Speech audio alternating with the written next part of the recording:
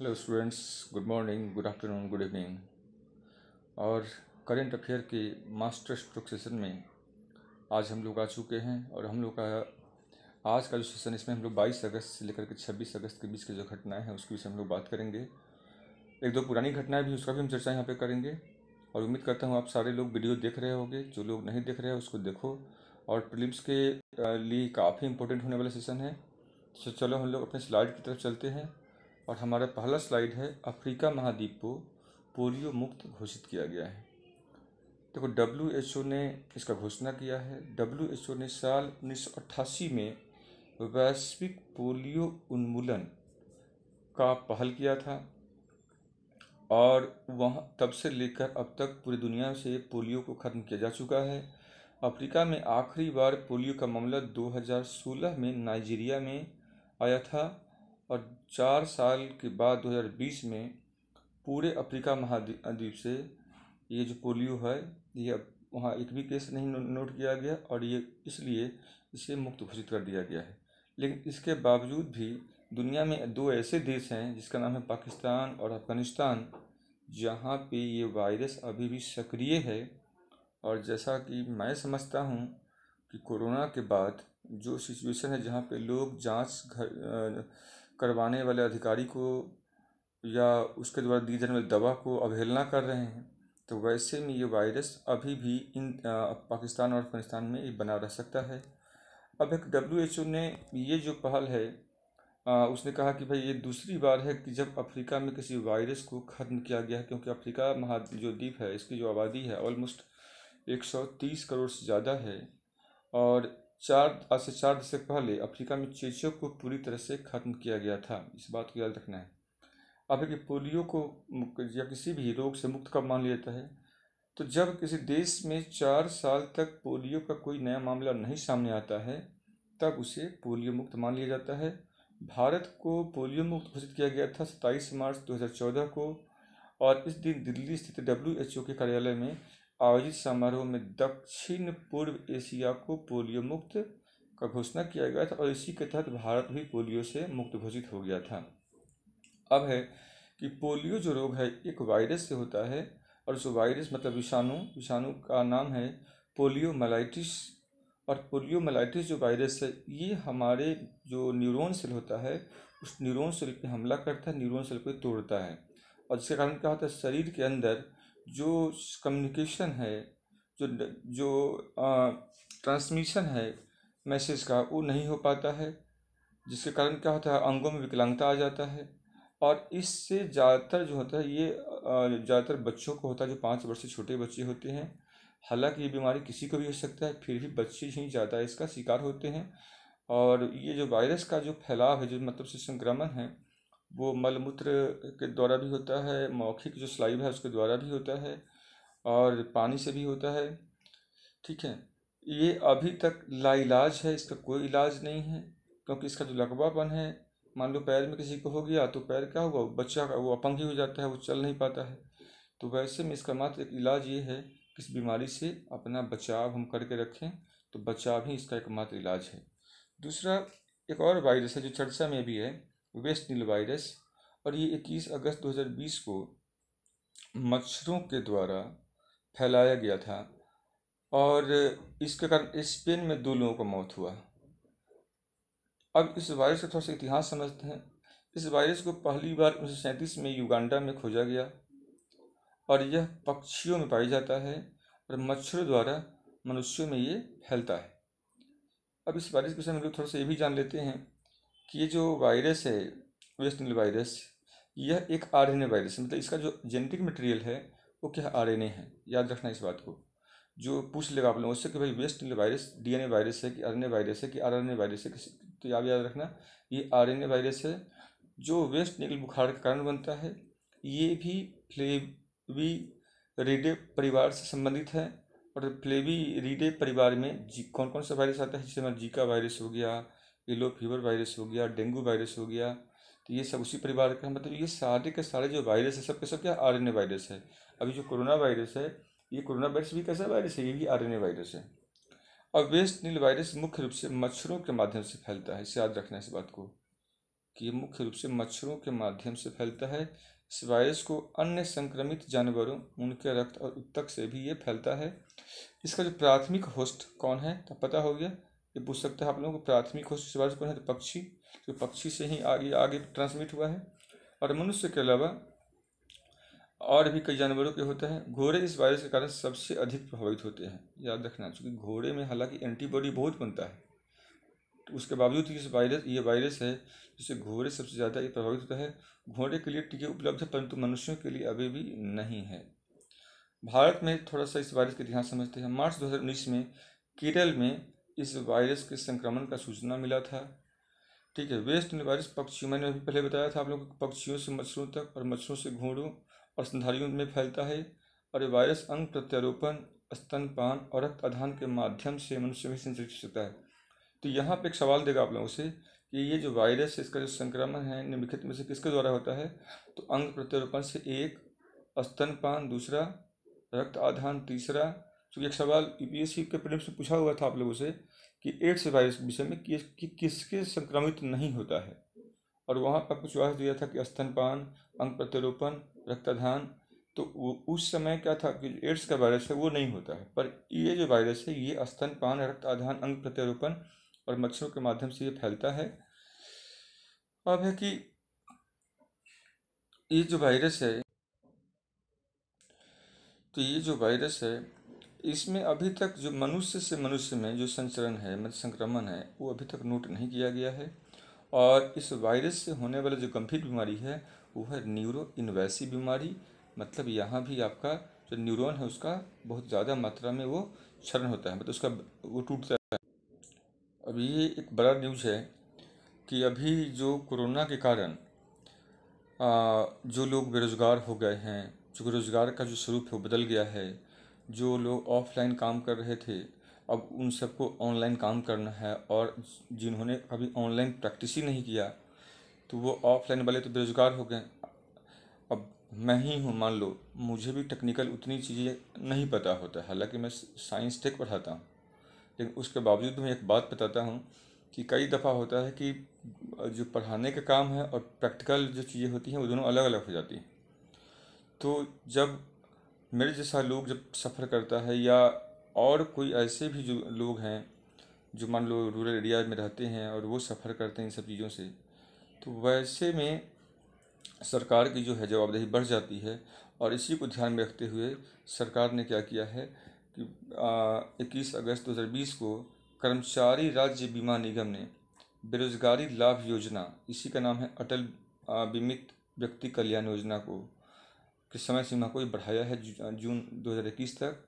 और इसके तहत जो लोग भी बेरोजगार के पैटर्न के बदलाव के कारण बेरोजगार शिकार हुए हैं उन सब के लिए कुछ रकम का व्यवस्था। तो इसके लिए मतलब सीधा सीधा समझ लो आप कि ये बेरोजगारी की स्थिति में सीधे जो लोग अपना अपना ये नाम दर्ज करवाए हुए हैं उनके बैंक खाते में सरकार जो है कुछ रुपए को ट्रांसफ़र करेगी। और इस योजना के तहत जो श्रमिक हैं वो कम से कम 3 महीने तक बेरोजगार रहने के बाद उस रकम को वो प्राप्त कर सकता है। अब भारत में बेरोजगारी के लिए भी कई सारी योजनाएं पहले से भी लाई गई थी, जैसे मान लो रोजगार योजना एक है। अब रोजगार योजना प्रधानमंत्री रोजगार योजना को 1993 में लागू किया गया था। यह देश में 1 मिलियन से अधिक बेरोजगार युवाओं को अस्थायी स्वरोजगार बनाने और प्रदान करने के लिए तैयार किया गया है। 2016-17 में इसे प्रधानमंत्री रोजगार योजना के रूप में आयतन किया गया, मतलब इसको अपडेट किया गया है। ठीक ऐसा ही योजना है प्रधानमंत्री रोजगार प्रोत्साहन योजना। इस योजना की घोषणा 2016-17 के बजट में की गई थी। यह योजना श्रम और रोजगार मंत्रालय द्वारा क्रियान्वित किया जा रहा है, याद रखना इस बात को। मंत्रालय भी कभी कोई सवाल पूछता है आप लोगों को। और इसमें जो नियोक्ता हैं उनको रोजगार भविष्य निधि के 22% ईपीएफ योगदान के भुगतान के माध्यम से कर्मचारी आधार बढ़ाने के लिए प्रोत्साहित किया जाता है। इस प्रकार यह योजना नियोक्ता और कर्मचारी दोनों को लाभान्वित करता है। वैसे ही तीसरा योजना प्रधानमंत्री बेरोजगारी भत्ता योजना। यह योजना अप्रैल 2020 में शुरू किया गया था। अब यहाँ पे सवाल का स्वरूप, तो सवाल का स्वरूप समझ लो कि मान लो यहाँ पे तीन तीन जैसे देखा आपने, प्रधानमंत्री रोजगार योजना है, या ये बेरोजगारी भत्ता योजना है, या अटल बीमित योजना हो गया। तो इन सब में दे देगा और ये सवाल दे देगा कि किस योजना को कब शुरू किया गया है। तो इस बात को आप लोगों को याद रखना है। चलो नेक्स्ट हमारा है, यहाँ पे है, यहाँ पे देख रहे हैं आप लोग, AINTT के बीच छठा गोलमेज सम्मेलन। ये क्या है? Basically ASEAN India network of think है ये AINTT, और इसमें भारत ने भाग लिया है और ये छठा गोलमेज सम्मेलन है। और इसके दौरान निम्नलिखित बातों पर जोर दिया गया है। पहला ये कि वैश्विक आपूर्ति श्रृंखला के चिंताओं को कम किया जाना चाहिए तथा आपूर्ति श्रृंखलाओं का विविधीकरण और लचीलापन किया जाना चाहिए। जैसे कि भारत और आसियान देशों के बीच आपूर्ति श्रृंखला को बढ़ावा देने के लिए सहयोग का एक मॉडल लागू किया जाएगा। तीसरा, भारत का इरादा भारत प्रशांत पहल का विस्तार करना है। कि भाई आसियान क्या है? देखो, आसियान दक्षिण पूर्व एशियाई देशों का ये संघ है। याद रखना इस बात को। आसियान क्या है? दक्षिण पूर्व एशियाई देशों का संघ है।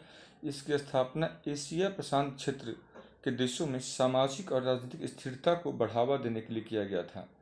आसियान का आदर्श वाक्य one vision one identity one community है। 8 अगस्त को आसियान दिवस के रूप में मनाया जाता है ये।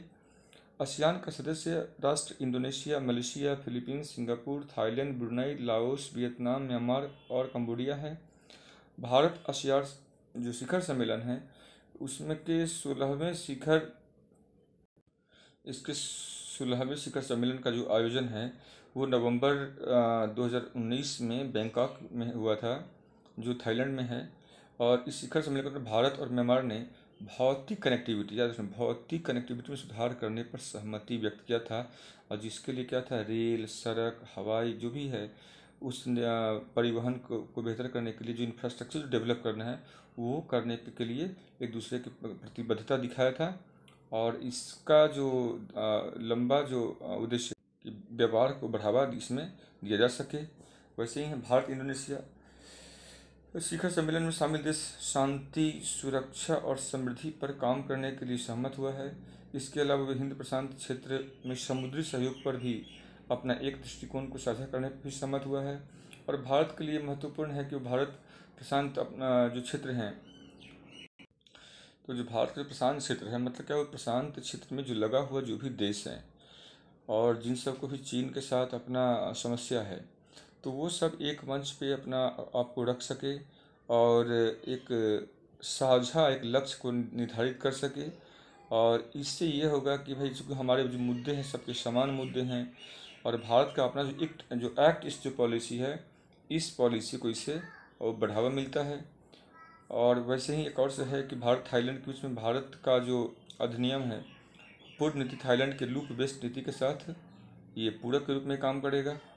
चलो नेक्स्ट, अब गन्ना का जो प्राइस है इसको लेकर के एक जो रमेश चंद टास्क फोर्स ने रिपोर्ट दिया है, और इसमें इन्होंने जो निम्नलिखित बातों को सिफारिश किया है। पहला कि भाई गन्ने की खेती वाले क्षेत्रों को क्षेत्र वाले खेतों के किसानों को प्रोत्साहन प्रदान करके कम पानी वाले फसलों में स्थानांतरित किया जाना चाहिए, नंबर 1। नंबर 2, वर्तमान में गन्ने की खेती का क्षेत्र लगभग 3 लाख हेक्टेयर है और इससे लगभग 20 लाख टन गन्ने का पैदावार होता है। पैनल ने सुझाव दिया किसानों को कम पानी वाले सघन फसलों के लिए प्रोत्साहन लगभग इतना रुपये प्रति, मतलब 6,000 रुपये प्रति हेक्टेयर होना चाहिए। किसानों को उनके गन्ना उत्पादन के उचित मूल्य प्राप्त करने में मदद करने के लिए रेवेन्यू शेयरिंग फार्मूला का शुरुआत किया जाना चाहिए और एक मूल्य स्थिरीकरण कोष भी शुरू किया जाना चाहिए। 6 महीने में गन्ने का न्यूनतम समर्थन मूल्य की समीक्षा भी की जानी चाहिए। पैनल ने 3 साल की अवधि के लिए चीनी पर 50 रुपये प्रति क्विंटल के दर से उपकर लगाने का सिफारिश किया है, जिससे निधि के लिए लगभग 45,000 करोड़ रुपये जोड़े जा सकते हैं, जिसका उपयोग किसानों की वित्तीय स्थिति को बेहतर बनाने के लिए किया जा सकता है। अब मान लो ये सारे जो चीज़ें होते हैं सब नीति आयोग इसका बनाता है, कई दफ़ा किसी कमीशन को रिपोर्ट करता है और वो अपना विश्लेषण करके अपना रिपोर्ट सौंपता है। तो नीति आयोग विषय में देखो, नीति आयोग क्या विश्लेषण, इसका पूरा नाम क्या है? National institute for transforming India या नीति आयोग।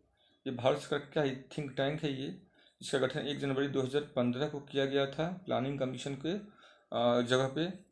और इस आयोग के जो अध्यक्ष कौन होता है? प्रधानमंत्री होता है। और वर्तमान में इसका जो वाइस चेयरपर्सन है वो कौन है? तो राजीव कुमार है। अब है नेक्स्ट है राष्ट्रीय जो एकता पुरस्कार। इस एकता पुरस्कार का नाम सरदार पटेल राष्ट्रीय एकता पुरस्कार है और इसको 2020 के लिए, और इसको जो 2020 के लिए इसके अवधि को बढ़ा दिया गया है और ये बढ़ा कर 31 अक्टूबर 2020 तक किया गया कि भाई अब यहाँ तक जो लोग नामांकन आके करा सकते हैं। क्योंकि पहले क्या था कि जो नामांकन का जो अवधि था उसी अवधि को इसमें बढ़ाया गया है। अब जरा सा इसको हम समझते हैं कि भाई जिन लोगों को भी नामांकन अगर करना है तो ऑनलाइन जा करके इस साइट पे जा करके अपना वो नामांकन वो दे सकता है। अब केंद्र सरकार ने जो सरदार वल्लभ भाई पटेल का नाम पर जो राष्ट्रीय एकता के लिए ये जो सर्वोच्च नागरिक सम्मान का जो स्थापना किया है, यह पुरस्कार का उद्देश्य ये है कि भाई देश की एकता व अखंडता को बढ़ावा देने के लिए दिया जाएगा। और इसका घोषणा 31 अक्टूबर को राष्ट्रीय एकता दिवस के अवसर पर किया जाएगा। और ये जो राष्ट्रीय एकता दिवस जो 31 अक्टूबर को है, यही है सरदार पटेल का जयंती, और उन्हीं की जयंती पर इसका अब राष्ट्रीय एकता व अखंडता के लिए सरदार पटेल जो पुरस्कार है ये दिया जाता है। और ये पुरस्कार राष्ट्रीय एकीकरण के लिए योगदान देने वाले लोगों को प्रदान किया जाएगा। इससे लोगों को भारत की एकता को बनाए रखने के लिए प्रेरणा मिलेगा। सरदार वल्लभ भाई पटेल को थोड़ा जानते हैं हम लोग हैं कि भाई इनका जो जन्म है 31 अक्टूबर 1875 को हुआ था। वे भारत के पहले उप प्रधानमंत्री तथा गृह मंत्री थे। वो एक स्वतंत्रता सेनानी तो थे ही, और महान उसमें इसलिए थे कि जो इन्होंने कई सारे ऐसे काम किए थे जो उनके समकक्षी लोग नहीं कर पाए थे। जैसे उन्होंने देशी रियासतों का एकीकरण में बहुत बड़ा भूमिका निभाया था, और जिसके तहत हैदराबाद को भारत में शामिल करने में इनकी जो भूमिका है वो काफ़ी अहम साबित हुआ था। और 15 अगस्त 1947 से लेकर 15 अगस्त 1950 तक ये देश के पहले गृह मंत्री तथा उप प्रधानमंत्री बने रहे। और इनका जो मृत्यु है वो 15 दिसंबर 1950 को हुआ था। अब है नेक्स्ट हमारा स्लाइड, ये कि यूपी को जो सरकार है उसने इलेक्ट्रॉनिक विनिर्माण नीति शुरू किया है। देखो इस पूरे जो नीति है इसका उद्देश्य ये है कि यूपी को इलेक्ट्रॉनिक हब बनाना। और ये हब बनने से क्या होगा, जो मोदी जी कहे थे कि भाई जो इलेक्ट्रॉनिक सामानों के जो आयात हैं उसको शून्य आयात जो है उसको पे ले आना है। और इसी उद्देश्य से यहाँ पे उसको बल देने के लिए इस कार्यक्रम को यूपी गवर्नमेंट ने शुरू किया है। अब इसका जो विशेषता क्या है इसको देखते हैं। यह नीति उन सभी इकाइयों को प्रोत्साहन प्रदान करेगी जो उत्तर प्रदेश में अपने बेस स्थापित करने के इच्छुक है। उत्तर प्रदेश सरकार इलेक्ट्रॉनिक विनिर्माण में एमएसएमई इकाइयों को बढ़ावा देगा। इस नीति के तहत राज्य सरकार 3 इलेक्ट्रॉनिक विनिर्माण क्लस्टर स्थापित करेगा। और ये जो क्लस्टर है ये चिकित्सा उपकरण, उपभोक्ता टिकाऊ वस्तुएं, मोबाइल विनिर्माण, रक्षा, आईटी हार्डवेयर, इस पर यह फोकस होगा। उत्तर प्रदेश सरकार इलेक्ट्रॉनिक सिस्टम डिजाइन और विनिर्माण में उत्कृष्ट केंद्र स्थापित करना चाहता है, नवाचार को बढ़ावा देना चाहता है। और इन परिकल्पनाओं के तहत जो भी इसमें जो रकम होगा सरकार इसको प्रोवाइड करेगा। जो सब्सिडी होगा निवेशकों को सरकार उसको सब्सिडी देगा, और इसके तहत यूपी को इलेक्ट्रॉनिक हब बनाया जा सकेगा। अब है कि जो राष्ट्रीय इलेक्ट्रॉनिक नीति जो 2019 है वो क्या है, थोड़ा सा उसको भी समझते। राष्ट्रीय इलेक्ट्रॉनिक नीति बेसिकली ये इलेक्ट्रॉनिक और सूचना प्रौद्योगिकी मंत्रालय, याद रखना, ministry of IT and information technology है, उसके द्वारा प्रस्तावित किया गया था। यह नीति इलेक्ट्रॉनिक सिस्टम डिजाइन और विनिर्माण के लिए एक वैश्विक केंद्र के रूप में भारत की परिकल्पना करता है। और यह नीति internet of things, 5G, artificial intelligence, virtual reality, robotics, photonics, machine learning और सेंसर पर ये आधारित है। इसमें सॉवरेन पेटेंट फंड बनाने का भी प्रस्ताव है। अब इनमें से कई सारी जो बातें हैं कि भाई इंटरनेट ऑफ थिंग्स क्या होता है या 5G क्या है या तो इनके लिए अलग से मैंने वीडियो आप लोगों को मिल जाएगा, उसको आप लोग देख सकते हो। सॉवरेन पेटेंट जो फंड है बौद्धिक संपदा को बनाने में मदद करता है, ये जो राष्ट्रीय आर्थिक उद्देश्यों को बढ़ावा देता है। इस तरह के फंड केवल फ्रांस, दक्षिण कोरिया, जापान, ताइवान और चीन में पाया जाता है। अब इस फंड को बनाने का भी प्रस्ताव दिया गया है, सॉवरेन पेटेंट फंड को बौद्धिक संपदा बनाने के लिए। नेक्स्ट हम लोग बात करेंगे ऑर्गेनिक फार्मिंग पे। ऑर्गेनिक फार्मिंग क्या है, ठीक है, और इसका स्थिति भारत में क्या है। देखो ऑर्गेनिक फार्मिंग क्या होता है एक्चुअली, ये जब आप प्राकृतिक तत्व जैसे मिट्टी, पानी, जीवाणु, अपशिष्ट उत्पाद, वानिकी और कृषि को एकीकृत करके जब करते हो तो इस फार्मिंग को हम लोग कहते हैं ऑर्गेनिक फार्मिंग। और इस फार्मिंग को करके हम चाहते ये हैं कि भाई जो बेहतर पोषण हम देश में बहाल कर सकें, कृषि को हम टिकाऊ बना सकें। इसका हमारा जो उद्देश्य ये है।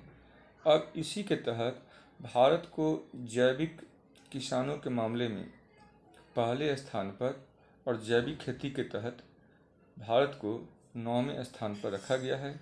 सिक्किम पूरी तरह से जैविक खेती करने वाला दुनिया का पहला जो राज्य बन गया है। और उत्तराखंड और त्रिपुरा सहित कई ऐसे क्षेत्र हैं जहाँ पे सस्टेनेबल लक्ष्य को निर्धारित किया गया है। और उत्तर पूर्व जो पारंपरिक रूप से जो जैविक खेती ज़्यादातर कर रहा है, वहाँ पे उन क्षेत्रों के में जैविक खेती को और प्रोत्साहित करना है। और भारत में जो जैविक खेती का जो अवधारणा है, मैं पहले भी कह चुका, कोई नया नहीं है, क्योंकि भारत में हम पहले से भी जो गाय का मैंने जो भी जानवर हैं उनके जो गोबर होता था तो उसका हम लोग उपयोग करते थे। या घरों में जो जले हुए जो ईंधन है, लकड़ी को जल गया उसका जो कोयला है या राख है, उस राख का भी छिड़काव करके हम लोग खेती कार्य में लेते थे। तो वो भी एक प्रकार का जैविक खेती ही था। ठीक है, मतलब जहाँ पे जैविक खेती के अंदर क्या है, रासायनिक जो उर्वरक है या जो खाद्य पदार्थ है उससे परहेज करना है और नेचुरल जो चीज़ें हैं उसको बढ़ावा देना है। अब केंद्र सरकार ने प्राकृतिक, जैविक और रसायन मुक्त खेती को बढ़ावा देने के लिए वर्ष 2015 में 2 समर्पित कार्यक्रम का शुरुआत किया था। और उसमें जो पहला था वो था उत्तर पूर्व क्षेत्र के लिए mission organic value chain development, और दूसरा उसका है परंपरागत कृषि विकास योजना। मतलब पहला हो गया MOVCD और दूसरा हो गया PKVY। अब कृषि निर्यात नीति वर्ष 2018 के उद्देश्य भारत को वैश्विक जैविक बाजारों में एक प्रमुख कारोबारी के तौर पर उभरने में मदद करना है। भारत के प्रमुख जैविक निर्यात में सन बीज, तिल, सोयाबीन, चाय, औषधीय पौधे, चावल और दालों को शामिल किया गया है। ये निर्यात वर्ष 2018-19 में जैविक निर्यात में लगभग 50% की वृद्धि में सहायक था, जिनका कुल मूल्य 51 से 51 करोड़ रुपया तक था। अब केंद्र आगे भी जैविक ई-कॉमर्स प्लेटफॉर्म को मजबूत करने के लिए किसानों को खुदरा के साथ साथ थोक खरीदारों के साथ जोड़ने की भी कोशिश कर रहा है। भारत सरकार का जो 2 केंद्रीय कार्यक्रम है, जैसे मैंने पहले बताया था कि PKVY और MOVCD, भागीदार गारंटी सिस्टम PGS, और जैविक उत्पादन के लिए राष्ट्रीय कार्यक्रम NPOP के तहत प्रमाणन को बढ़ावा देता है। अब यहाँ पे 3 बातें। पहला ये है कि इसका उत्पादन जो कर रहा है वो उत्पादन पे लोगों क्या होना चाहिए। दूसरा यहाँ पे ये है कि उसका जो मानदंड है, उसका जो निर्धारक है वो एजेंसी कौन सा है। और तीसरा ये है कि इसके लिए जो सर्टिफिकेशन कौन कौन से प्रोवाइड करता है। तो जहाँ तक अब मान लो कोई ऑर्गेनिक प्रोडक्ट है, जब आप उसका उत्पादन करते हो तो उसके उत्पादन के बाद उस पर FSSAI या जैविक भारत उसका, या PGS ऑर्गेनिक इंडिया, इसका जो लोगो होता है उसके ऊपर लगा हुआ, वो मार्का या जो लोगो है वो आपको दिखना चाहिए। दूसरा है इसका जो सर्टिफिकेशन है, जो ऑर्गेनिक उत्पाद है उसका सर्टिफिकेशन है कि भाई इसमें किसी तरह किसी भी तरह का कोई भी केमिकल का मिलावट नहीं है। और इसके लिए जो सर्टिफिकेशन वो प्रोवाइड करेगा PGS, और इसको लेने में लगभग 3 साल लग जाता है। ठीक वैसे ही है इसका जो मानदंड है, इसका जो निर्धारण है, उसका जो मानक जो तय करता है वो तय करने का काम करता है PGS और NPOP। और ये सब इसलिए किया जाता है कि भाई जो ग्राहक है उसमें विश्वास को बढ़ाया जा सके और जैविक उत्पादन को इस प्रकार से आगे बढ़ाया जा सके और इसको प्रोत्साहन मिल सके। तो चलो आज का हम लोग का यही वीडियो था, और उम्मीद करते हैं कि आप लोग इसको 2-3 दफ़े आप पढ़ो, सुनो, और जैसा भी हो, जहाँ भी जिस तरह का इन्फॉर्मेशन मिलता है आप और भी सोर्स इकट्ठा करो। और फिर मिलते हैं, और थैंक यू, बाय।